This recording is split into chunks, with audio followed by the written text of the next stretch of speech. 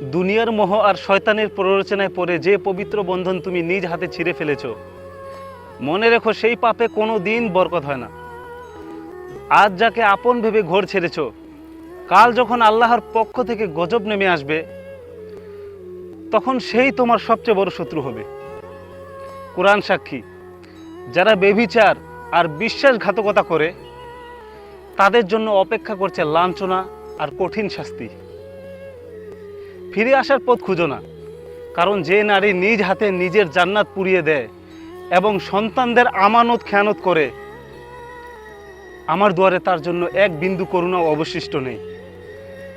পবিত্র সংসারে একবার আগুন লাগিয়ে দিলে তা আর কখনো আগের মতো হয় না। তাই তোমার তওবা আল্লাহর কাছে করো, আমার কাছে ফেরার স্বপ্ন দেখা ছেড়ে দাও। মনে রেখো, দুনিয়ার রঙিন চশমা যখন খুলবে, তখন দেখবে তোমার চারপাশ শুধু নিকষ কালো অন্ধকার আর একরাশ ঘৃণা ছাড়া আর কিছুই বাকি নেই।